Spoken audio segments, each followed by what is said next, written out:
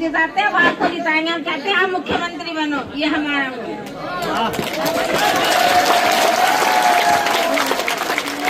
एक काम की बात सुन लो, क्योंकि मैं यहाँ और पत्रकार साथी भी खड़े हैं, इनको भी पता होना चाहिए कि इनके क्षेत्र में क्या चल रहा है।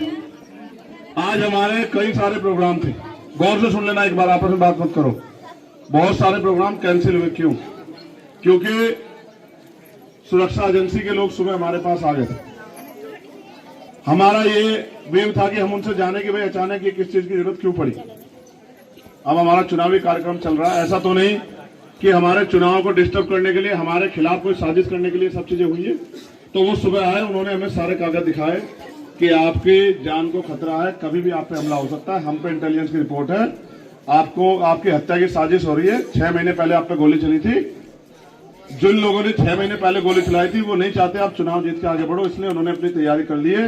इसलिए हमारा फर्ज है कि हम आपको सुरक्षा दें, क्योंकि अगर आपको कुछ होता है तो लॉ एंड ऑर्डर बिगड़ जाएगा। ठीक है, तो उनके साथ मेरा समय लग गया। मैं आपसे पूछ रहा हूं, नईम भाई और तमाम साथी बैठे, वो मुझे क्यों मारना चाहते हैं? नईम भाई, मैंने किसी का क्या बिगाड़ा है? मैंने किसी का क्या बुरा किया है? मेरे पास 39-40 मुकदमे हैं, आपने पढ़ा होगा एफिडेविट में, एक भी मेरा नहीं है।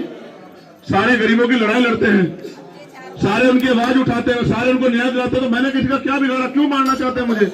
मेरे मरने से किसको फायदा और किसको नुकसान है, आप सब जानते हो। मैं मौत से नहीं डरता मेरे भाइयों, मौत तो एक दिन आएगी, आप इस बात को याद रखना, मैं मौत से नहीं डरता। मगर मैं आपको ये कह रहा हूं, जब तक जिएगा चंद्रशेखर आजाद शेर की तरह जिएगा, मेरी बात को आप याद रखना,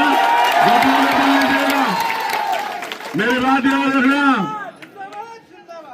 वो अलग बात है कि अभी सियासी रूप से कमजोर हूं, लेकिन ये मत समझना कि कमजोर हूं, बिल्कुल मत समझना। बड़ी बड़ी सरकारों के घुटने टिकवा रखे हैं भीम आर्मी आजाद समाज पार्टी के लोगों ने, मेरी बात को आप याद रखना। मैं रहा हूं जाम अगर आपसे अपील करके, ऐसा ना हो कोई पैसे वाला कोई और कोई झंडा लेकर आ जाओ और आप अपनी औलाद को भूल जाओ। पक्का? आप बताओ भाई, ऐसा तो नहीं होगा? देखो फिर ये गुरु घर है, मेरे खून का कतरा कतरा अगर आपको जरूरत है तो ले लो मेरे खून का कतरा कतरा, लेकिन वो आपकी आवाज को दबा के खत्म करना चाहते हैं। क्या आप इस आवाज को दबने दोगे?